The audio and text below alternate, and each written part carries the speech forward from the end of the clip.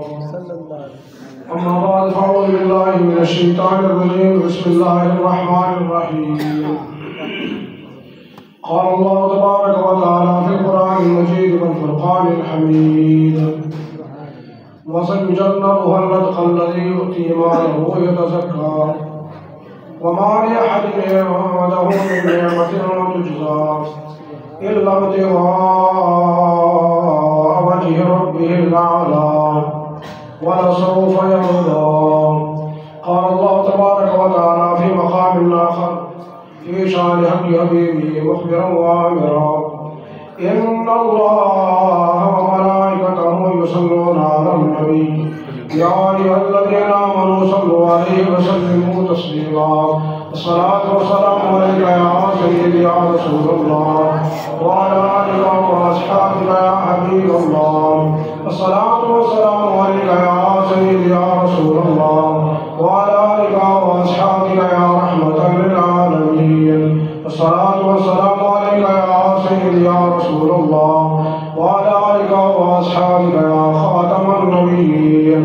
بندہ پروردگار محمد احمد نبی دو صدارے چار یارم تاب ولاد علی مذہب حنفیہ دار ملت حضرت خلیل خاکمائے غوث اعظم دیر سایہ ہر ولی صدیق اکش حسن کمال محمد فاروق دل جام و جلال محمد عثمان جائے شمع جمال محمد حیدر بہار باغ خسار محمد صلی اللہ تعالیٰ علیہ وسلم.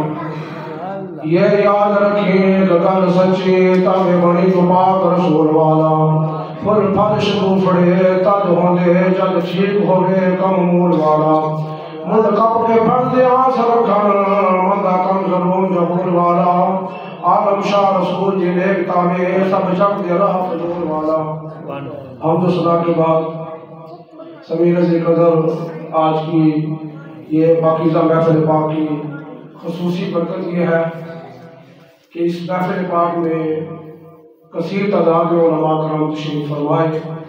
بحمد اللہ تعالی یہ بزرگوں کا فیض ہے کہ بزرگوں نے اپنی محفل میں اتنے علماء کو جمع کر دیا. علامہ صاحب نے بحمد اللہ تعالی بڑی علمی گفتگو فرمائی احادیث مبارکہ اور قرآن کی روشنی میں آپ نے بڑا اعلیٰ بیان فرمایا. میں ایک دو گزارشات سے پیش کروں. آقا دو عالم صلی اللہ علیہ وسلم نے اپنی ظاہری حیات طیبہ میں دو اہم سفر فرمائے. ایسے تو آپ سفر فرماتے تھے لیکن دو اہم سفر آپ کے، ایک ہجرت کی رات اور دوسرا معراج کی رات. یہ دونوں سفر حضور علیہ السلام نے اکیلے نہیں فرمائے بلکہ ہجرت کی رات سیدنا صدیق اکبر رضی اللہ تعالی عنہ حضور کے خادم بنے اور معراج کی رات حضرت جبرائیل علیہ السلام حضور کے خادم بنے. علامہ صاحب نے اپنی گفتگو یہاں سے پر اختتام کیا ہے. رب نے اپنی خدمت کا صلہ کیا عطا کیا. جس خادم نے ہجرت کی رات خدمت کی حضور نے ان کو صحابہ کے امام بنا دیا. سبحان اللہ. اور جس خادم نے معراج کی رات خدمت کی رب تعالیٰ نے ان کو فرشتوں کا امام بنا دیا. سبحان اللہ. حضرت ابراہیم علیہ السلام کو فرشتوں کا امام بنا دیا گیا. اب گفتگو تو آپ نے بڑی اعلیٰ فرما دی. اب باتوں کی اتنی ضرورت نہیں ہے. میں ایک دو باتیں آپ کی خدمت میں عرض کروں. آپ نے اتقا کے حوالہ سے بات کی. آج ایک بندہ نماز پڑھے، کوئی عبادت کرے، حج کرے، کسی قسم کا معاملہ ہو جائے، وہ بندہ جب اس کے کو دوائی دے کہ یہ بندہ بڑا نیک ہے، یہ بندہ بڑا نیک ہے، بندہ خوشی سے پھولے نہیں سماتا کہ لوگ میری دوائیاں دے رہے ہیں کہ یہ بندہ بڑا نیک ہے، یہ بندہ بڑا نمازی ہے. اس بندے کی گواہی اگر دے دی جائے وہ بندہ خوشی سے پھولے نہیں سماتا. قربان جائے سیدنا صدیق اکبر رضی اللہ تعالیٰ عنہ کا عظمت و شان پر آپ نے حضرت بلال حبشی رضی اللہ تعالیٰ عنہ اور باقی جو صحابہ کرام کو جب آپ نے آزاد کروایا، آزاد کروا کے حضور کی بارگاہ میں پیش کیا تو منافقین باتیں کرنے لگے. منافقین کہنے لگے کہ شاید حضرت بلال کا کوئی ان پر احسان ہوگا، کوئی نیکی ہوگی، اس وجہ سے انہوں نے آزاد کروایا، حضور کے بارگاہ میں پیش کیا. اب باتیں منافقین کر رہے ہیں، باتیں یہاں دنیا میں ہو رہی ہیں.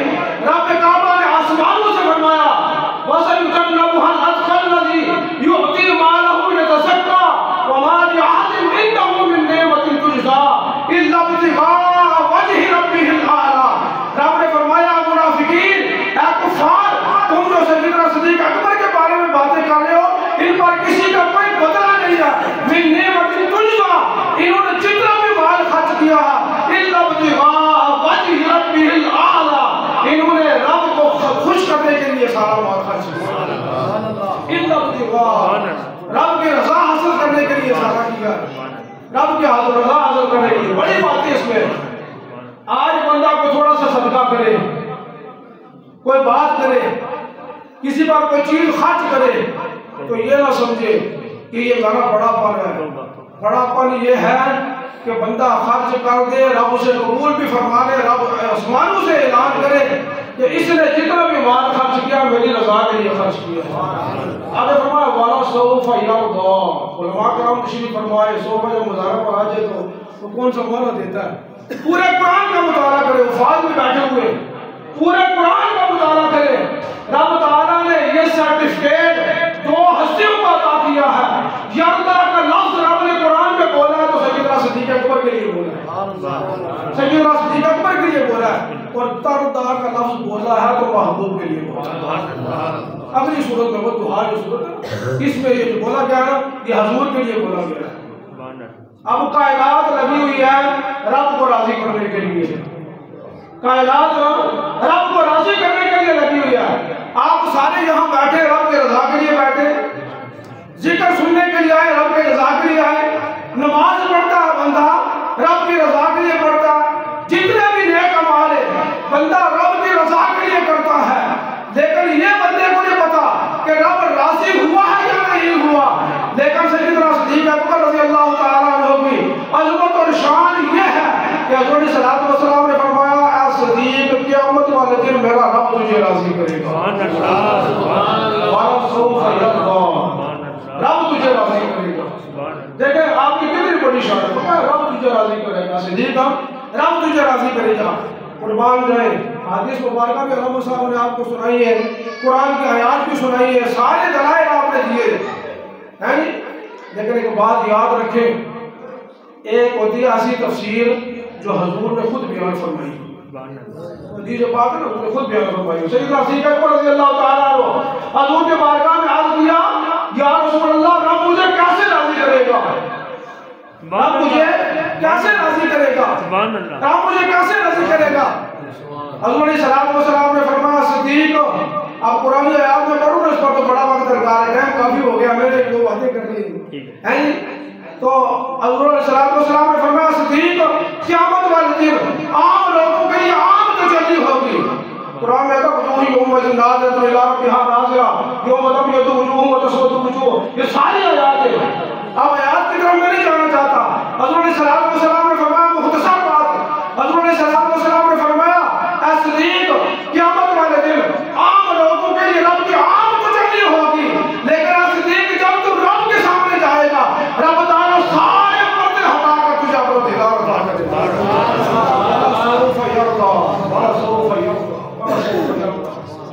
یہ پورے قرآن میں یرضا کا سرٹیفکیٹ سیدنا صدیق اکبر رضی اللہ تعالیٰ عنہ کو ملا.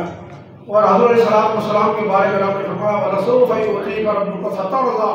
اے محبوب رب تعالیٰ آپ کو اتنا عطا کرے گا، اتنا عطا کرے گا کہ آپ راضی ہو جائیں گے. آپ راضی ہو جائیں گے. الحمدللہ ادارہ جس صدیقی صاحب بیان فرما رہے تھے تو مجھے آپ کے ساتھ وہ سفر یاد آیا. عمرہ شریف کے لیے گئے تو یہ غار سور سے نیچے اترے نا، جب غار سور سے نیچے اترے تو میں بھی تو سے جا رہا تھا غار سور کی طرف.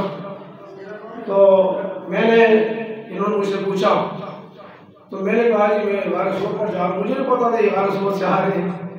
تو انہوں نے فرمایا میرے دوبارہ چلنا ہے غار سور پر. لوگ ایک دفعہ جا سکتے جی.